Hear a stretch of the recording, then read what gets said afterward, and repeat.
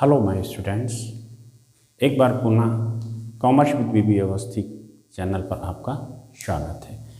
पिछले वीडियो में मैंने शेयर्स और उनके प्रकार के संदर्भ में आपसे चर्चा की थी। आज मैं टाइप्स ऑफ शेयर कैपिटल के संदर्भ में बात करूंगा। ध्यान दें कि शेयर कैपिटल जब हम बात करते हैं शेयर कैपिटल, तो ये प्रकार एक तरह से ये दो शब्दों का समूह है। मीन्स वह पूंजी जो अंशों में प्राप्त की जाती है उसे हम शेयर कैपिटल कहते हैं। जब कैपिटल शब्द केवल यदि हम अकाउंटिंग भाषा में कहें तो कहा जाता है एक्सेस ऑफ असेट्स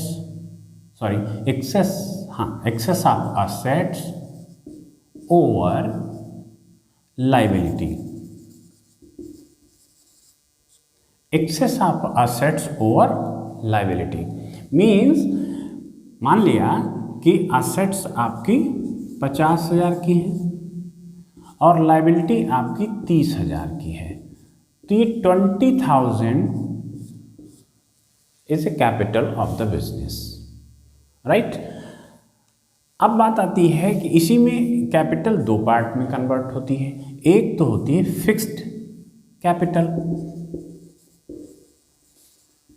कैपिटल, दूसरी होती है वर्किंग कैपिटल।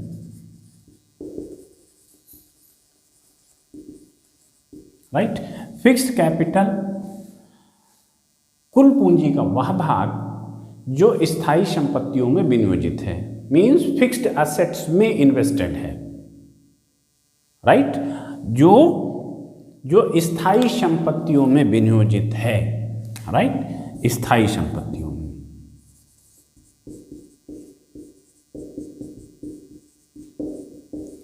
में विनियोजित है।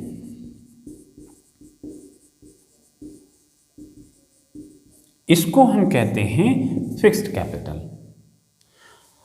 वर्किंग कैपिटल कुल पूंजी का वह भाग जिससे हम डे टू डे के ट्रांजैक्शंस करते हैं उसको हम कहते हैं वर्किंग कैपिटल। माल का खरीदना, बेचना, कर्मचारियों को वेतन देना वगैरह वगैरह। तो means for day to day transaction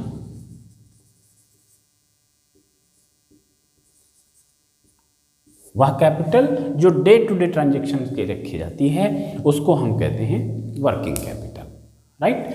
तो ये एक सामान्य सा कैपिटल का परिचय है। कंपनीज एक्ट में शेयर कैपिटल को इन पार्ट्स में बांटा गया, इस तरीके से दर्शाने के लिए बात कही गई।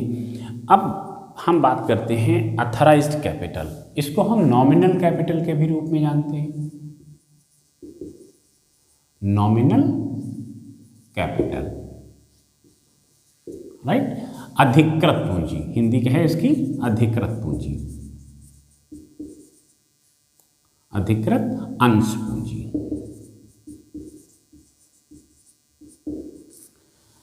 अधिकृत पूंजी क्या होती है?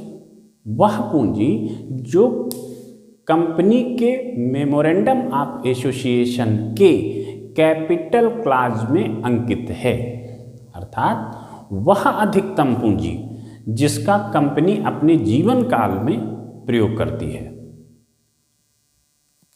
है या कर सकती है, राइट। जैसे, और वो उसमें दो चीजें दर्शित होती हैं। एक तो number of shares and face value of each share.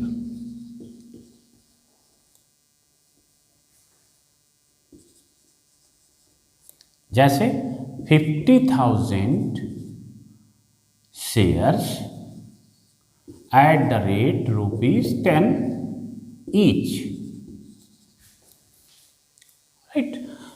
50,000 share 10 रुपये का एक शेयर, यानी प्रति 10 रुपये का एक शेयर, और नंबर ऑफ शेयर्स हैं 50,000, राइट। अब यहाँ पर एक बात आती है कि ये 50,000 शेयर्स दो प्रकार के शेयर हो सकते हैं, जैसा कि सेक्शन 43 में दर्शित है। 43 में कहा गया है, एक होता है इक्विटी शेयर, इक्विटी शेयर जिसको हम हिंदी में कहते हैं समता अंश। दूसरा होता है प्रेफरेंस शेयर, अधिमान अंश।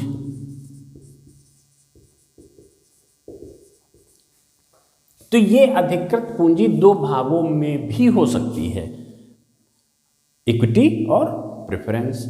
लेकिन एक जो इसमें महत्वपूर्ण चीज ये है कि कहिए कि सिर्फ प्रेफरेंस शेयर्स इश्यू करके कंपनी पंजीकृत हो जाए, ऐसा नहीं हो सकता। ये बात अलग की है कि दोनों मिले, या दोनों नहीं है तो कम से कम इक्विटी का होना कंपलसरी है। जब तक इक्विटी शेयर्स नहीं होंगे तब तक कोई भी कंपनी पंजीकृत नहीं हो सकती, राइट। अतः जैसे यहाँ 50,000 के शेयर्स हैं, तो यह हो सकता है कि 50,000 की इक्विटी हो और 20, 30, 50 कुछ भी प्रेफरेंस शेयर्स हो सकते हैं, राइट। और सिर्फ इक्विटी हो सकते हैं, सिर्फ प्रेफरेंस नहीं हो सकते हैं। दोनों हो सकते हैं, इक्विटी हो सकता है अकेला, लेकिन अकेले प्रेफरेंस नहीं होगा। It is right. सो पूंजी का वह पूंजी जो जिसका कंपनी अपने जीवन काल में प्रयोग कर सकती है, अंश इशू करके प्राप्त कर सकती है और व्यापार कर सकती है, उसको हम कहते हैं अधिकृत पूंजी, राइट। अब हम आते हैं अधिकृत पूंजी के आगे। नेक्स्ट आता है इशूड कैपिटल। इशूड कैपिटल को हम कहते हैं निर्गमित पूंजी, हिंदी है इसकी निर्गमित अंश पूंजी, ठीक है। निर्गमित अंश पूंजी अधिकृत पूंजी का वह भाग जिसे जनता में निर्गमित करने के लिए, अर्थात जनता को क्रय करने के लिए आमंत्रित कर लिया गया, या जनता को अंश क्रय करने के लिए आमंत्रित कर लिया गया, that is called issued capital, निर्गमित पूंजी। जैसे सपोज करें कि इसमें 50,000 शेयर्स अधिकृत में थे, अधिकृत में 50,000 शेयर्स लिखे हुए थे, अंकित थे। उसमें से कंपनी ने सोचा कि यदि हम 30,000 शेयर्स इशू कर दें तो कंपनी रनिंग पोजीशन में आ जाएगी। तो उसने क्या किया कि 30,000 shares at the rate ₹10 each जनता में विज्ञापित कर दिया, ओके। देन सब्सक्राइब्ड कैपिटल, यानी कि अभिदत्त पूंजी, अभिदत्त अंश पूंजी। अभिदत्त पूंजी इशूड कैपिटल का वह भाग है जिसे जनता द्वारा खरीदे जाने की स्वीकृति मिल गई है, राइट। फॉर एग्जाम्पल कि ये 30,000 शेयर्स के लिए जनता को आमंत्रित किया गया था, बट इन 30,000 शेयर्स में से मान लिया कि 25,000 शेयर्स के लिए एप्लीकेशन मिली, यानी कि 25,000 शेयर्स जनता द्वारा खरीदे जाने की सहमति जता दी। तो ये 25,000 shares at the rate of ₹10 each subscribed capital हो गई। जो इसका 5,000 पार्ट बच गया वो अनसब्सक्राइब्ड हो गया। 5,000 शेयर्स का जो ये पार्ट बचा ये अनसब्सक्राइब्ड है,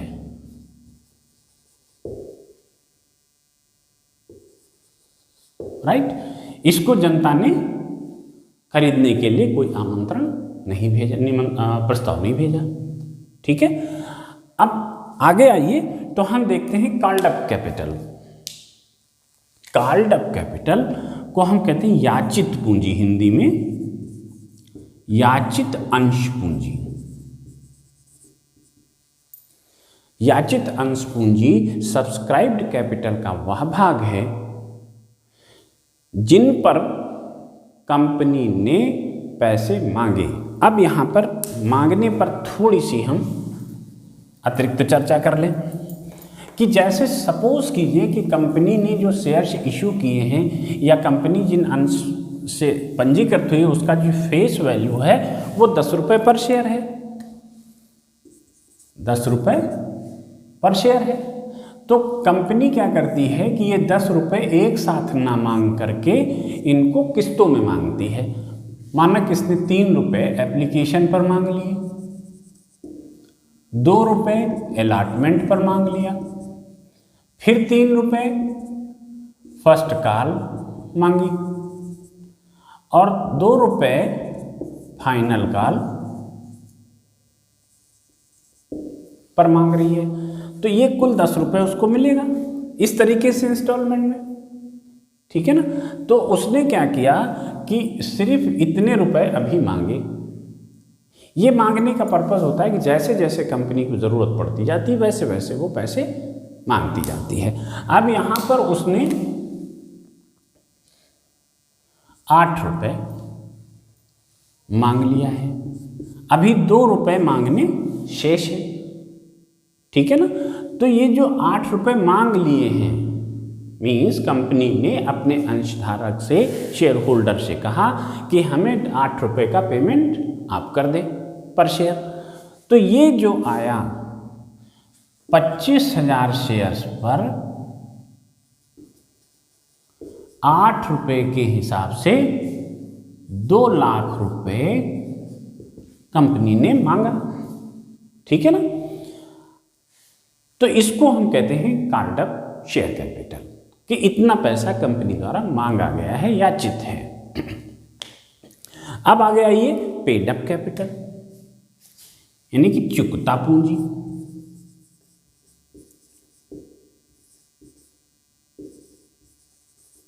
चुकता अंश पूंजी। चुकता अंश पूंजी का मतलब ये होता है कि हमने मांगा तो 2 लाख रुपए, 25,000 शेयर्स पर 8 रुपये पर शेयर के आधार हिसाब से हमने 2 लाख रुपए मांगे थे। लेकिन हुआ क्या कि सिर्फ 20,000 शेयर्स पर हमें 8 रुपये के हिसाब से रिसीव हुआ। Point is clear. 20,000 शेयर्स पर 8 रुपये के हिसाब से मिला। ठीक है। तो कितना मिल गया? 1,60,000। लेकिन 5,000 शेयर्स जो शेष रह गए, 5,000 शेयर्स पर हमको मिला 6 रुपये, मीन्स 30,000 रुपये। ठीक है ना। तो कितना मिला? 1,90,000। मिलना कितना था? 2 लाख। 5,000 शेयर्स पर हमको सिर्फ 6 रुपीज़ मिले। हमको मिलना था 5,000 पर भी 8 रुपये के हिसाब से, लेकिन नहीं मिला। 2 रुपये हमारा कालसिन एरियर रह गया। मीन्स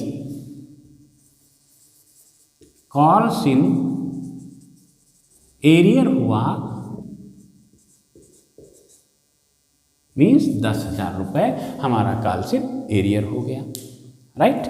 ये एक स्ट्रक्चर है और इसी 1,90,000 रुपये प्राप्त करके कंपनी अपना व्यापार आरंभ कर देती है। ठीक है। इसी काइंड में एक चीज और आती है, रिजर्व कैपिटल।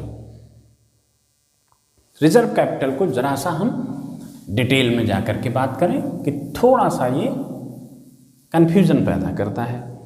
शब्द के अपने प्रकार के बेस पर हम करते हैं रिजर्व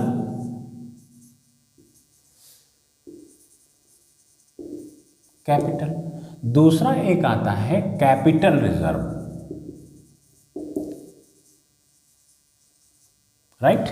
अब यहां पर देखिए क्या लगता है कि ये दोनों शब्द आपस में पलट दिए गए हैं और नया शब्द बन गया, बट ऐसा नहीं है। इसके शब्द के पलट जाने से इसके सेंस में बहुत बड़ा अंतर आ गया, इसके अभिप्राय बदल गया एकदम। क्या बदला? रिजर्व कैपिटल क्या है? जैसे अभी मैंने कहा कि कंपनी यदि 10 रुपये का एक शेयर है तो उसने इंस्टॉलमेंट में मांगना चाहा, 3 रुपये, 2 रुपये, 3 रुपये, 2 रुपये, राइट। एप्लीकेशन पर, अलॉटमेंट पर और first call and final call, ठीक है। इस तरह कंपनी को मांगना था। कंपनी ने अपनी एनुअल जनरल मीटिंग में एक विशेष प्रस्ताव पास किया। उस प्रस्ताव में क्या कहा गया कि ये जो 2 रुपये हैं, ये जो 2 रुपये हैं, कंपनी इनको नहीं मांगेगी, ठीक है। ये 2 रुपये कंपनी उस दशा में मांगेगी जब कंपनी का लिक्विडेशन या वाइंडिंग अप का समय आ जाए। इससे पहले ये 2 रुपये कंपनी द्वारा नहीं मांगे जाएंगे, अर्थात ये 2 रुपये शेयर होल्डर्स के पास कंपनी ने रिजर्व के रूप में रख दिया, ठीक है। कंपनी ने ये 2 रुपये रिजर्व के रूप में शेयर होल्डर्स के पास रख दिया। तो इस पूंजी को, जो 2 रुपये पर शेयर के हिसाब से, अब हम यदि बात करें तो यहाँ पर सब्सक्राइब्ड कैपिटल 25,000 थी, तो 25,000 इंटू 2 मीन्स 50,000 रुपये रिजर्व के रूप में शेयर होल्डर्स के पास रखे रहेंगे। ये तब मांगे जाएंगे जब कंपनी लिक्विडेशन वाइंडिंग अप की पोजीशन में आ जाए। यदि वो स्थिति नहीं आती है तो ये पैसा तब तक नहीं मांगा जाएगा, राइट। इसको कहते हैं रिजर्व कैपिटल। अब आती है बात कैपिटल रिजर्व। कैपिटल रिजर्व एक प्रकार से कैपिटल प्रॉफिट है,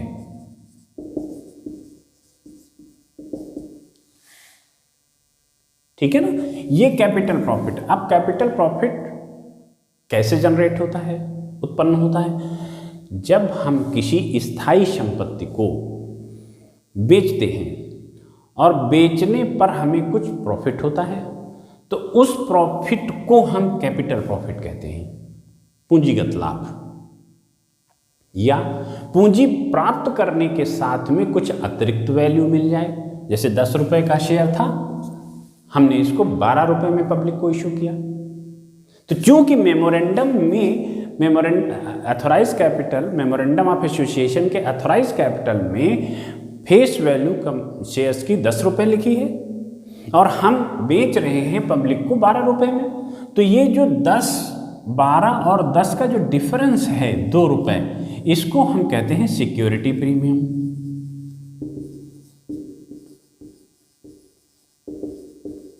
राइट। और ये सिक्योरिटी प्रीमियम कैपिटल प्रॉफिट है, ठीक है।